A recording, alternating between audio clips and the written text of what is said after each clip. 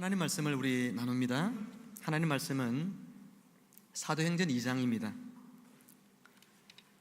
계속해서 우리가 사도행전 말씀을 강해해 나가고 있는 중인데, 오늘은 베드로의 설교의 마지막 부분에 대한 사람들의 반응과 그리고 베드로의 촉구하는 그런 메시지들로 오늘 말씀을 나누려고 합니다. 사도행전 2장 37절부터 41절까지 말씀을 우리 같이 한 절씩 교독해서 읽으면 좋겠습니다. 제가 먼저 읽겠습니다. 그들이 이 말을 듣고 마음에 찔려 베드로와 다른 사도들에게 물어 이르되, 형제들아, 우리가 어찌할꼬 하거늘.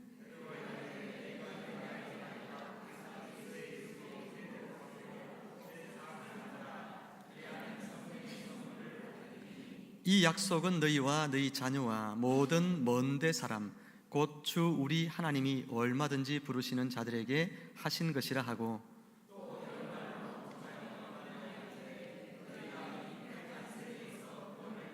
함께 읽습니다. 그 말을 받은 사람들은 세례를 받음에 이날에 신도의 수가 3,000이나 더하더라. 아멘. 한번 따라할까요? 성령의 선물을 받읍시다. 우리 옆에 분에게 한번 축복합시다. 성령의 선물을 받으세요. 여러분이 받은 선물들 중에 가장 기억에 남는 선물들이 뭐가 있을까요? 오늘 예배의 자리에 나오신 여러분들 모두에게 오늘 성령 하나님께서 여러분 인생에 가장 귀한 선물 하나씩을 주시겠다고 약속하고 있습니다. 그 선물은 값으로 매길 수 없는 귀한 가치를 가지고 있습니다. 설사 값을 매긴다 해도 돈으로 주고 살 수 없는 가치를 가지고 있습니다. 이 선물을 오늘 성령 하나님이 주신다고 하니 한 사람도 빠짐없이 이 말씀을 잘 들으시고 성령의 선물을 여러분 한 알음 안고 돌아가는 여러분 모두가 되기를 주님의 이름으로 축원합니다. 축원합니다. 우리 38절 말씀을 같이 한번 읽어볼까요? 38절 시작. 베드로가 이르되, 너희가 회개하여 각각 예수 그리스도의 이름으로 세례를 받고 죄 사함을 받으라. 그리하면 성령의 선물을 받으리니. 아멘. 베드로의 설교를 듣던 당시의 사람들과 그리고 오늘 이 설교의 말씀을 다시 듣고 있는 저와 여러분들에게 성령의 선물을 받으리니 라고 말씀을 하고 있습니다. 베드로가 말한 성령의 선물은 무엇을 말하는 것일까? 우리가 베드로의 설교 전체에 대해서 지난 2주 동안 계속해서 살펴보아온 것처럼 이 성령의 선물을 맥락 속에서 읽을 때 베드로 자신과 마가의 다락방에 있었던 120명의 제자들이 받았던 오순절날의 그 사건, 오순절날의 성령 하나님이 강림하신 그 사건을 두고서 이야기하고 있음을 알게 됩니다. 그 성령께서 각 사람의 머리 위에 불꽃 같은 모양으로 임하셨습니다. 성령의 임함으로 제자들이 방언을 말하게 되었다 그렇게 했죠. 그 방언은 알아들을 수 없는 말이 아니라 세계 각처에서 온 많은 사람들이 각기 자신의 모국어로 알아듣는 그런 외국어의 형태의 방언이었다 그렇게 말하고 있습니다. 이 방언을 들으면서 성경에 보니까 사람들이 보인 반응이 영어 성경 번역본에 보면 amazing 이렇게 되어 있어요. 놀라웠다 그렇게 이야기하고 있습니다. 사람들이 이같이 이 베드로와 제자들의 이 성령 받아서 행하고 있는 이 일들을 보면서 그들이 놀란 두 가지 이유가 있었죠. 한 가지는 그들이 대부분 갈릴리 어촌 출신의 사람들입니다. 무학자들이에요. 배운 것이 없는 그런 사람들이었습니다. 더군다나 이들은 나사렛 출신의 예수라고 하는 사람을 따라다니면서 마지막에는 그 예수님을 부인하고 배반하고 도망갔던 그런 겁쟁이 같은 사람들이었어요. 그런데 오늘 어떻게 이 예루살렘 한가운데서 이토록 담대하고 능력 있고 그리고 성경 말씀을 풀어주는데 그 말씀이 얼마나 지혜로운지, 그곳에 있는 바리새인과 같은 종교 지도자들조차도 깨닫지 못했던 말씀의 그 놀라운 신비함을 이 베드로가 성령의 지혜를 통하여 풀어내어 줄 때에 사람들이 놀랄 수밖에 없었다는 것입니다. 또 자신들이 알아들을 수 있는 그런 외국어 형태의 방언으로 지금 들려지니까 더더욱 이 사람들은 놀랐습니다. 그래서 그들이, 어떤 사람들은 이 제자들에게 말합니다. 이 사람들이 지금 새 술에 취하여서 그렇다, 그렇게 조롱을 했죠. 베드로의 설교는 바로 이 조롱 다음인 14절부터 해서 시작이 되어졌습니다. 베드로는 설교를 통해서 자신과 제자들이 두려워서 예수님을 버리고 도망간 것이 맞습니다. 우리는 시골 출신의 사람들이 맞습니다. 그렇지만 오늘 우리가 이렇게 담대하게 예수님을 십자가에 못 박아 죽게 했던 이 예루살렘에서 우리가 담대하게 복음을 선포하고 또 방언을 통하여 여러분이 알아들을 수 있는 그런 언어들을 지금 하고 있다는 이것이 여러분 놀랍습니까? 이 일이 일어난 현상이 우리가 술에 취해서 술 기운을 빌어서 지금 담대하게 외치고 있는 것이 아닙니다. 술 기운을 빌어서 우리가 지금 횡설수설하고 있는 것이 아니라 이것이 바로 구약 성경에 예언되어졌고 주님께서 성천하시고 난 뒤에 하나님의 우편의 자리에 올라가시고 난 다음에 하나님 아버지로부터 약속된 성령을 받아서 여러분 지금 보고 지금 있는 그대로 우리에게 이 성령이 부어진 결과입니다. 이렇게 지금 베드로가 이야기하고 있는 것입니다. 그러면서 그의 설교 말미에서 여러분들도 이 성령의 선물을 받을 것입니다 라고 이야기한 것입니다. 성령의 선물은 무엇일까요? 오순절 위로부터 임하시는 그 강력한 성령께서 각 사람의 영과 혼과 육을 사로잡았습니다. 성령의 충만함 가운데 그들이 젖어들게 된 겁니다. 물속에 완전히 깊이 잠겨지듯이 성령 그분 속으로 완전히 깊이 잠겨진 상태, 그게 성령의 충만한 상태인 것입니다. 이것은 성령의 지배를 뜻하기도 합니다. 성령님으로부터 지배를 받는다고 하는 건 그분의 말씀의 지배를 받는 거예요. 예수 그리스도께서 주신 그 말씀을 성령께서 우리에게 들려주심을 통해서 그 말씀에 온전한 지배를 받아 순종하고 복종하며 살게 되는 것을 또한 이야기하는 것입니다. 사랑하는 여러분, 우리는 행복한 삶을 추구합니다. 행복한 가정을 이루기를 원하고 행복한 사회생활을 하기를 꿈꿉니다. 누구나 다 그렇죠. 몇 년 전에 소비자 심리 조사기관 스칸디아 인터내셔널 소속의 부자 심리 모니터링 센터가 13개 나라에 돈과 행복과의 상관관계에 대한 그런 조사를 펼친 적이 있습니다. 돈이 많으면 행복감을 느낀다는 거죠. 어떤 나라가 행복감을 느끼는 데 있어서 돈이 가장 많이 필요했느냐? 두바이라고 하는 나라였습니다. 두바이는 연간 3억이 있으면 행복하다고 느낍니다. 2위는 싱가포르인데 2억 5천, 3위는 홍콩으로 2억 2천이었어요. 몇 년 전 자료니까 지금은 좀 더 올랐겠죠. 여러분, 소득이 있으면, 나에게 재산이 있으면, 돈이 있으면 행복할 수 있겠죠. 그러나 여러분, 바울은 에베소에 있는 교인들에게 편지를 쓰면서 에베소 5장과 6장에서 행복한 가정생활을 살려면 돈이 있어야 된다고 말하지 않습니다. 여러분들이 행복한 사회생활을 하려고 하면 돈이 많으면 행복하다고 절대로 이야기하고 있지 않습니다. 행복은 외적인 조건에 있지 않다고 말합니다. 돈과 같이 내 몸 바깥에 있는 어떤 외적인 것에서부터 행복이 있는 것이 아닙니다. 돈이나 명예나 지위나 사람들로부터 인정받는 것이나 그게 행복이 있는 것이 아니라 행복은 여러분의 내면에 있다고 바울은 이야기하고 있습니다. 여러분 내면에 무엇이 있어야 될까요? 성령의 충만함이 있어야 한다고 이야기했습니다. 여러분, 성령의 충만함이 있으면 아내는 남편을 주님처럼 존중하면서 복종하고 삽니다. 그리고 남편은 아내를 위해서, 예수님께서 십자가 위에서 당신의 몸을 희생하여 우리를 위하여 살리기 위하여 자신을 죽이신 것처럼 아내를 그렇게 사랑하며 살게 되는 거예요. 여러분, 2000년 전에 이와 같은 말씀이 있다는 것이 너무나 놀라운 말씀입니다. 2000년 전에 여자들은 죄송하지만 여인네들은 가구처럼 취급을 받아서 쓰다가 마음에 안 들면 버리고 이렇게 했던 시대였거든요. 그런데 그 시대의 성경은 그 아내를 예수 그리스도께서 자신을 죽여서 사랑한 것처럼 너희는 그렇게 사랑하라. 여러분, 얼마나 놀라운 말씀입니까? 하나님의 말씀이 참으로 진리다는 것을 우리는 이런 구절들 속에서 볼 수 있습니다. 자녀를 양육할 때에 사람들은 영어 학원을 보내고 어릴 때부터 영어 유치원을 보내고, 엊그저께 들어보니까 안식교 재단에서 하는 그런 초등학교가 있는데 그 초등학교에 들어가려면 경쟁률이 수십 대 1이라고 하는 겁니다. 안식교 2단인데도 사람들이 거기 들어가려고 줄을 선대요.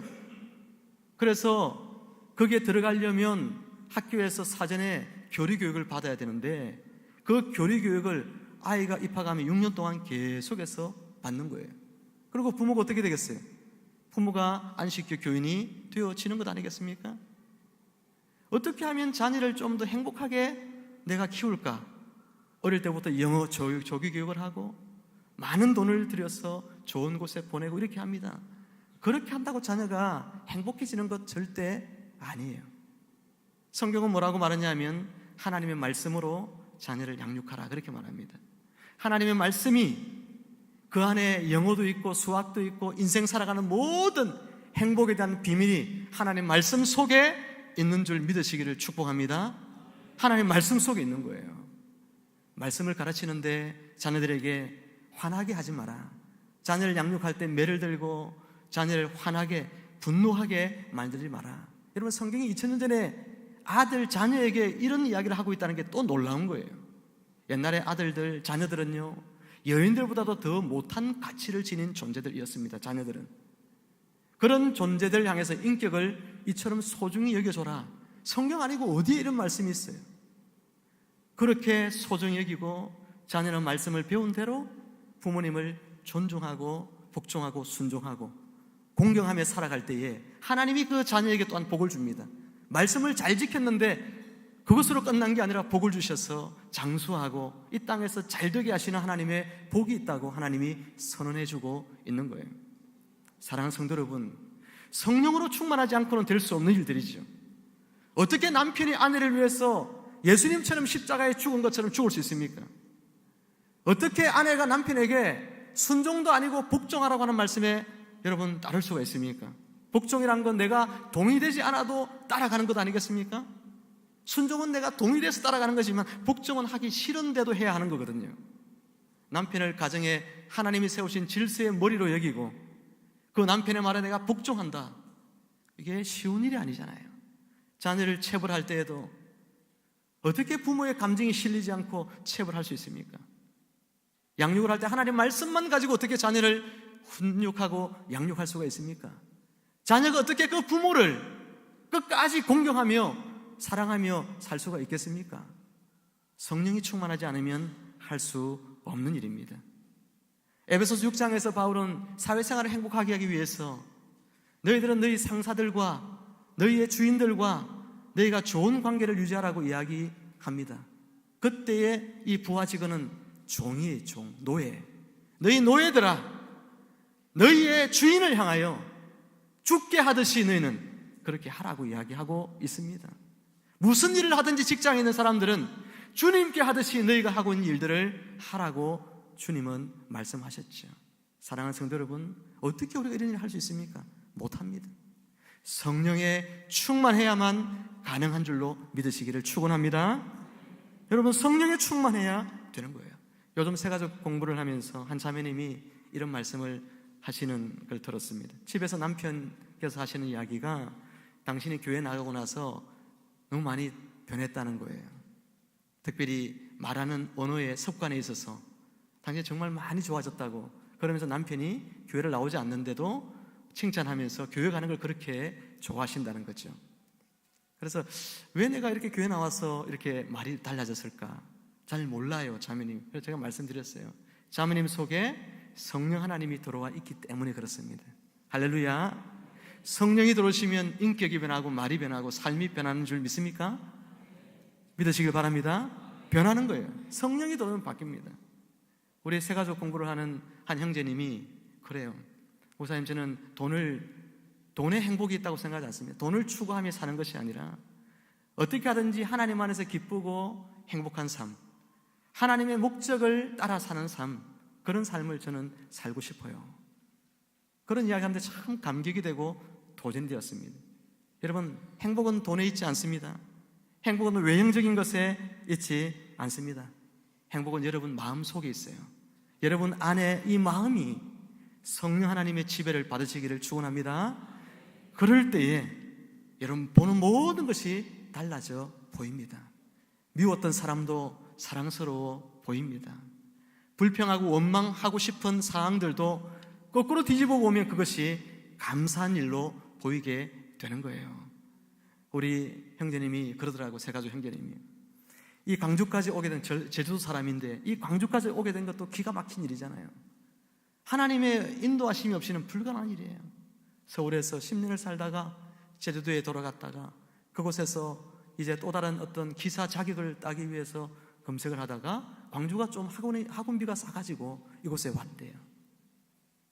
여러분, 이 놀라운 일이잖아요. 광주가 학원비가 쌀 줄 어떻게 알았겠어요? 그래서 학원비가 싸가지고 온 거예요. 왔는데 그곳에 이제 집을 얻으려고 했는데 집을 얻으려고 하는데 좀 가격이 비쌌어요. 그런데 주인이 마침 오후에 온대. 한두 시간 기다려야 되는데 뭐 하겠어요? 하나님이 스마트폰을 보게 하셔가지고 스마트폰을 검색해 보는데 집이 좀 싼 게 요 근처에 있는 거예요. 할렐루야. 여러분, 이게 뭐 대단한 일인가 싶죠? 성령께서 인도하신 일이에요. 할렐루야. 하나님이 그러시더라고요. 이 형제의 고백이에요. 그때 그걸 봐가지고 지혜롭게 부동산에 이야기하고 왔다는 거예요. 이게 와가지고 여기다 집을 얻었어요. 집을 얻었는데 교회를 한 두 군데 나갔답니다. 다른데 나갔는데 좀 마음에 좀 들지 않고 좀 세상 이야기 많이 하시는 것 같고, 그래서 교회를 찾는데 내비게이션을 다 검색해서 가까운 곳 딱 검색했는데 우리 교회가 나온 거예요. 할렐루야. 광주 샘물교회. 아니 그 많은 교회 중에 하필 우리 교회가 또 거기에 장성 남면에서, 그래서 거기에 쳐서 왔는데 첫날부터 너무 마음에 든대. 교회가. 할렐루야. 제 이야기 아니고 우리 형제님 이야기 맞죠? 네. 정인이 있으니까 본인이 너무 놀라운 거예요. 여러분, 형제님의 삶을 보면서요, 성령 하나님이 아니고는 할 수 없는 일, 하나님의 인도하심이 없이는 할 수 없는 일, 자신의 인생을 돌아볼 때 내가 자격증도 없고 내가 앞으로 뭘 먹고 살지 비관적이고 슬퍼할 만한 일들이잖아요. 그런데 하나님이 그 상황을 다르게 보게 하시는 거예요. 내가 자격증을 취득하면 되지. 어디 가면 싼가? 광주. 한 번도 안 와봤지만 그러나 그곳에 가보자. 온 거예요. 많은 돈을 벌어놓은 것도 아니고 새롭게 시작해야 될 일들이 많지만, 그러나 그것을 비관적으로 인생을 바라보지 않고 돈이 나에게 행복을 주는 것이 아니라 하나님 그분 안에 내가 있을 때 나의 인생은 빛날 수 있다. 그것을 생각하면서 신앙생활을 하고 있는 모습 속에 큰 도전을 받았습니다. 사랑하는 성도 여러분, 우리는 어떻게 하면 성령의 충만함을 받을 수 있을까?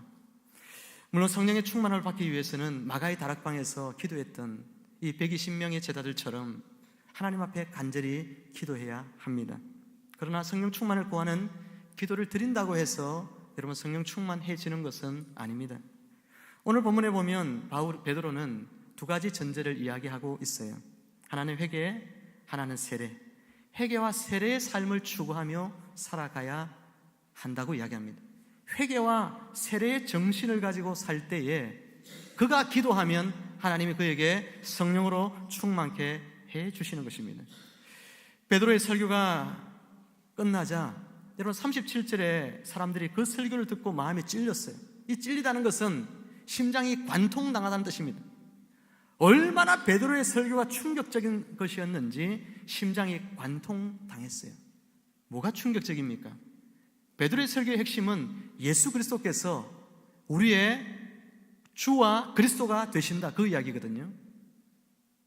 그런데 사람들은 예수님을 생각할 때 그냥 저 나사렛 출신의 저 시골에 목수하든 그러다가 이렇게 하나님 앞에 신성모독하고 또 로마 정부를 대항해서는 반역하고 그러다가 그냥 저주받아 나무에 매달려 죽은 사람, 그렇게 생각했는데 베드로가 설교 말씀을 통하여 풀어주기 시작하니까 전혀 잘못 이해하고 있다는 것을 깨닫게 된 것입니다. 우리가 십자가로 내몰았던 바로 그 사람이 우리가 그토록 지난 400년 동안 간절히 기도하면서 하나님 앞에 구했던 메시아였다는 사실을 알고는 그들은 충격을 받게 된 것입니다. 그리고는 우리가 어찌할꼬 가슴을 치며 탄식했다고 하죠. 베드로는 그 모습을 보면서 그들에게 회개하라고 촉구했습니다. 회개에 대한 NIV 성경의 해석은 후회하다라는 단어로 되어 있는데 번역이 좀 잘못된 것입니다. 회개는 후회, 슬퍼하는 것만이 아닙니다. 회개는 지나온 삶의 길을 바꾸는 거예요. 몽땅 바꾸는 것입니다. 지금까지 가지고 살아왔던 생각들, 그리고 그 마음들을 완전히 바꾸는 것입니다. 지금까지 여러분이 옳다고 생각해온 일들이 있을 겁니다. 예수님 만나기 전에. 그러나 그것들을 뒤집어 그것이 틀렸음을 알고 예수 그리스도 안에 있는 것이 옳은 줄을 아는 것입니다. 사람들은 누구나 자신이 옳다고 생각하는 일을 하면서 살죠. 그러나 그것이 전혀 잘못될 수 있다는 생각을 다시 해보아야 하는 것입니다. 사람들은요, 예수님 아니라도 구원받을 길이 많다고 생각합니다. 하지만 회개라고 하는 것은 그것이 틀렸다고 인정하는 거예요. 예수님만이 구원자라고 고백하게 되어질 때에 그 진정한 회개지요. 내가 신앙생활을 해도 예수님 따라가는 것만이 아니라 세상도 좀 적당히 즐기면서 사는 것이 신앙생활이라 생각하는데 그게 틀렸다는 것입니다.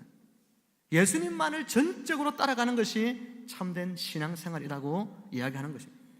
그런 데서 우리의 교정이 일어나야 합니다. 예수님 믿고 나서도 많은 사람들이 하나님에 대한 생각들이 고쳐지지 않는 사람들이 있습니다.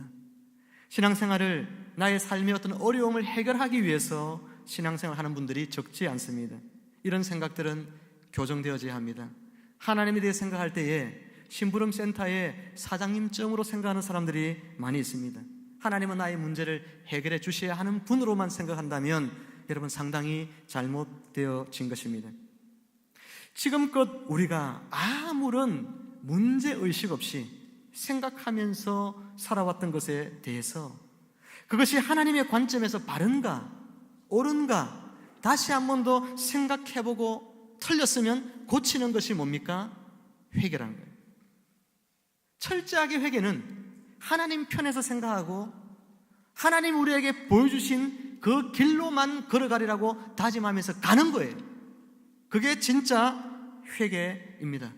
사랑하는 성도 여러분, 여러분의 눈에 좋은 대로 여러분 살아오던 삶이 하나님이 보시기에 좋은 대로 살아가는 삶으로 바꾸는 것, 그것이 회개임을 아시고 이제부터는 여러분의 사고방식, 여러분의 삶의 방식, 여러분이 가고 있는 그 길, 그것을 하나님께로 고쳐 행하며 살아가는 여러분 모두가 되기를 주의 이름으로 축원합니다. 회개 없는 신앙은 없어요. 참된 회개 없는 진정한 신앙인은 없습니다. 종교인은 많을 수 있어요. 회개하지 않아도 종교인 될 수 있고 회개하지 않아도 기독교인으로 살아갈 수 있습니다. 그러나 그 사람은 예수님 믿는 사람 아니에요. 하나님 믿는 신앙인 아니에요. 마음에 늘 생각만 하고 산다, 신앙인 아닌 것입니다. 우리 고쳐 먹어야 됩니다. 마음을 정말 하나님이 원하시는 삶으로 나의 모든 사고방식을 떠도고치고 나의 가던 길이 잘못되었다면 과감하게 뒤돌아보지 말고 그 길을 떠나서 하나님이 우리에게 가라고 하는 그 길로 갈 수 있어야 그게 진짜 회개한 신앙인의 삶인 거예요. 베드로는 이처럼 회개를 촉구한 다음에 세례받으라 이야기합니다. 세례받으라고 하는 말은 우리가 들을 때는 이게 충격적인 말이 아니죠. 그러나 당시의 사람들에게 있어서 유대인들에게 세례받으라 하는 것은 굉장히 굴욕적인 이야기로 들립니다. 세례는 여러분 이방인들이 유대인들로 개종을 하려고 할 때에 행하는 의식들 중에 하나였어요. 그런데 우리가 세례를 받는다면 누구 이름으로 세례받습니까? 예수 그리스도의 이름으로 세례를 받으라 그러잖아요. 지금 예수 그리스도의 이름으로 세례를 받는다. 유대인들에게 나무에 달려 돌아가신 그분은 하나님의 저주받아서 죽은 사람인데 그 저주받아 죽은 사람의 이름으로 세례받는다. 엄청나게 굴욕적인 이야기죠. 예수님에 대한 인식의 변화가 없이는 불가능한 이야기입니다. 예수님이 하나님이 보내신 주와 그리스도라는 사실을 믿음으로 받아들이지 아니하고는 결코 받을 수 없는 것이 세례라 하는 거예요. 오늘 베드로는 이렇게 사람들에게 너희가 세례 받으라 이야기합니다. 너희가 십자가에 내몰았던 그 예수를 너희의 임금과 너희의 구원자로 받아들이라고 촉구하고 있는 것입니다. 뿐만 아니라 세례 받는다고 하는 것은 예수 그리스도와 하나로 연합되어진다는 이야기입니다. 예수님을 임금과 그리스도로 고백하는 것뿐만 아니라 이제는 예수 그리스도와 내가 하나가 되어진다는 것을 여기에 포함하고 있습니다. 주님이 죽으신 십자가, 그곳에 내가 이미 죽었다고 생각해야 됩니다. 여러분, 사망의 길을 향하여 치달아 갔잖아요. 여러분 모두가 다 죄악의 길을 향하여 이전에 치달아 갔습니다. 그 사망의 길, 어둡고 침침한 그 길을 향하여, 생명 없는 길을 향하여 걸어갔던 그 길을 살았는데, 세례받는다는 말은 이제는 그런 삶이 죽었다는 이야기입니다. 그런 나는 죽었다는 거예요. 이제 예수 그리스도 안에서 그분과 함께 부활에 참여한 자로 생명의 길로 이제 걸어가는 사람이 되었다는 이야기입니다. 죄된 길 버리고 이제 우리에게 말씀하시는 복되고 생명의 이 길들을, 하나님이 말씀해 주시는 이 빛난 길들을 우리가 걸어간다는 것입니다. 예수 그리스도 그분이 가신 것처럼, 내 안에 예수님이 사시는 것처럼 나도 그분의 길을 걸어가는 것, 그게 연합된 삶이라고 말씀하고 있는 것입니다. 사랑하는 여러분, 베드로는 이처럼 우리가 어찌할꼬 라고 탄식했던 이 청중들에게 너희가 회개하고 세례를 받으라 명령하고 있습니다. 사랑하는 여러분, 회개하고 세례 받으시는 여러분 되기를 바랍니다. 이미 여러분 받았죠. 회개와 세례의 정신을 가지고 여러분 삶을 살아가기를 주의 이름으로 축복합니다. 회개와 세례의 정신을 가지고 살아간다는 게 뭡니까? 바로 하나님이 보여주신 길로만 가고, 이제 예수님만이 나의 임금이시고 예수님 그분과 연합되어져서 그분 가신 길 나도 가리라, 그런 고백을 가지고 살아가는 사람, 그것이 바로 회개와 세례의 정신을 가지고 사는 사람인 거예요. 이런 사람에게 베드로는 약속합니다. 하나님의 약속이 있습니다. 무슨 축복이 있습니까? 바로 성령의 선물을 받을 것이다. 할렐루야. 성령의 선물을 받을 것이다 약속하고 있는 것입니다. 베드로와 120 문도가 함께 받았던 오순절 성령 강림 사건을 통하여서 그들이 이전과 전혀 다른 그런 사람이 되고, 전혀 다른 인생의 목적을 깨닫고 전혀 다른 인생의 길을 걷게 되었던 바로 그 놀라운 오순절 성령 강림의 사건, 그 사건이 오늘 회개와 세례의 삶을 추구하며 그리고 성령 충만함을 위해서 기도하는 자들에게 성령께서 주시는 선물이라고 말씀하고 있는 것입니다. 39절 말씀을 같이 한번 우리 읽으면서 말씀을 정리하겠습니다. 39절 시작. 이 약속은 너희와 너희 자녀와 모든 먼데 사람 곧 주 우리 하나님이 얼마든지 부르시는 자들에게 하신 것이라 하고. 아멘. 이 약속은 모든 먼데 사람, 지역적인 한계, 거리, 그게 없어요. 시간적인 한계와 거리가 없습니다. 오늘 이 예수 그리스도의 이 복음을 우리가 듣고 우리가 회개와 세례의 정신을 가지고 예수님을 주와 그리스도로 믿고 그리고 성령의 충만함을 구하며 살아가는 마음을 가진다면 여러분 모두에게도 성령의 선물이 주어지게 될 것입니다. 말씀을 마칩니다. 1935년 중앙아프리카 르완다에 볼라시오라고 하는 한 형제가 살고 있었습니다. 이 형제로 인해서 이 아프리카, 특히 동부 아프리카, 중부부터 동부에 이르는 아프리카 전역이 엄청난 부흥의 그런 놀라운 역사가 일어나게 되는데, 사실 이 블라시오라는 형제는 신앙생활을 하고 있었지만 늘 무기력하고 늘 힘이 없고 축 늘어져 있었고 신앙에 참된 기쁨이 없는 그런 삶을 살고 있었습니다. 그런데 어느 날 사도행전 말씀을, 우리가 지금 보아왔던 말씀을 통하여서 이 120명의 제자들이 성령 받은 이 놀라운 일, 그리고 그 뒤에 변화된 삶에 대한 도전을 받고 오두막에 들어가서 일주일 동안 금식하면서 기도하기 시작합니다.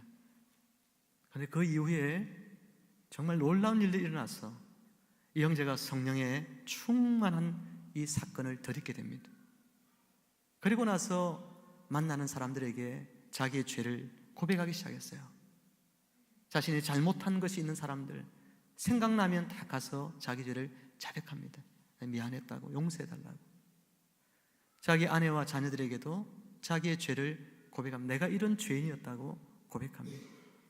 학교 선생님이었는데 학교에 가서 아이들과 선생님들에게 예수님의 복음을 전거하기 시작했어요. 학교가 뒤집어졌습니다. 수많은 사람들이 예수님을 믿기 시작하고 회개하고 세례를 받고 그들도 블라시오처럼 성령으로 충만하게 되는 그런 일들이 계속해서 그 지역에 일어나기 시작했어요. 사람들은요, 그 일을 겪으면서 이 사람들을 뭐라고 불렀냐면 아바카라 이렇게 불렀습니다. 한번 따라 해볼까요? 아바카. 아바카라고 하는 뜻은 뭐냐면 불 위에 있는 사람들, 그런 뜻이에요. 불 위에 있는 사람들, 아바카, 그렇게 불렀습니다. 이후에 블라시오는요 우간다로 갑니다. 그곳에서 성공회 교회의 리더들, 그들에게 또 복음을 나누면서 회개할 것을 촉구했을 때 그들이 회개하기 시작하자 성령이 불같이 그 우간다 지역에 임하기 시작합니다. 안타깝게도 이 블루시 형제는 그 이후에 몇 주 안에 열병에 걸려서 그냥 천국에 가게 돼요. 그런데 이 짧은 몇 달간의 이 사건 동안에 이 형제가 성령의 불을 받고 그 성령의 충만함을 다른 사람들에게도 전가하여 그들이 그리스도의 증인이 되는 삶을 살도록 하고 난 다음에 그가 천국에 이렇게 갔지만 그 불이 꺼지지 않았습니다. 그 위에도 수십 년 동안 그 불길이 번져 나갔다는 역사적인 증언들이 있는 거예요. 사랑하는 성도 여러분, 편안하게 그리고 오래오래 사는 것이 세상 사람들의 소망이죠. 여러분, 그러나 그런 삶에 우리의 인생을 걸면 안 됩니다. 그렇게 살기를 소망하는 사람이 되면 안 됩니다. 짧게 살아도 성령으로 충만해서 성령의 능력을 덧입어서 불꽃 같은 인생을 살면서 하나님이 우리를 이 땅에 내어보내실 때에 다 저마다 하나님의 목적과 계획이 있는데 그 하나님의 목적에 이끌림을 받는 삶을 우리가 사는 것이 인생의 진정한 행복이고 축복인 줄 믿으시기를 바랍니다. 사랑하는 여러분, 기도하셔야 돼요. 성령의 충만함을 되찾기 기도하셔야 돼요. 언제까지 무기력하게, 언제까지 축 늘어져서, 언제까지 힘없이 능력 없는 신앙생활을 한다면 여러분들이 세상을 변화시키라고 하시는 주님의 말씀을 이룰 수도 없을 뿐만 아니라 여러분 스스로도 변화시킬 수 없는 나약한 그런 그리스도인이 될 수밖에 없다는 사실을 기억하고 여러분 성령의 충만함을 되찾기 위해서 오늘 오두막을 찾아서 금식하며 기도하며 성령의 충만을 구해야 할 줄로 믿습니다. 그러나 그것을 구하기 전에 항상 여러분 마음속에 회개와 그리고 세례의 이 삶을 추구하는 삶의 모습이 있어야 한다는 거예요. 이런 모습이 없이 맨날 기도해도 안 됩니다. 항상 예수님이 나의 주님이심을 인정하고 그 주님의 말씀을 내가 따라서 나의 생각을 언제든지 바꾸려고 하는 생각을 가지고 그리고 예수 그리스도와 함께 연합하여서 그분이 가시는 그 길을 나도 걸어가리라, 이런 결심과 믿음을 가지고 살아갈 때에 그 사람이 기도하면 주님이 그에게 성령 충만하게 하셔서 당신의 능력을 부어주시고 당신이 하시던 그 일, 그리고 우리에게 맡기셨던 그 놀라운 일들을 저와 여러분들 통하여 하게 하실 줄로 믿습니다. 이 성령의 충만함을 덧입는 한 주간 되기를 주의 이름으로 축원합니다. 기도하겠습니다. 하나님 아버지, 무기력하고 무능력하고 힘없이 축 늘어진 채 살아가는 주의 백성들이 있다면 하나님의 성령으로 저들을 충만하게 하여 주시옵소서. 주께서 하늘과 땅의 모든 권세를 이양받으시고 그리고 또한 그 능력과 권세를 우리에게 위임해 주셔서 주의 정인 되라고, 하나님의 나라를 가는 곳마다 세우라고 우리에게 부탁하셨지만 우리 자신조차도 변화되지 못한 채 억지로 즐거움을 상실한 채 하나님 신앙생활을 하고 있는 모습이 있다면 하나님 우리를 다시금 깨우쳐 주시고 성령의 충만함을 받기 위하여 기도하게 하시고 회개와 세례의 정신을 가지고 정말로 주님 안에서 성령 충만함을 받아 변화된 인생을 살고자 하는 갈망이 우리의 마음속에 생겨나 그것이 기도의 자리로까지 이어져 갈 수 있도록 하나님 축복하여 주옵소서. 감사드리며 예수님의 이름으로 기도하옵나이다. 아멘.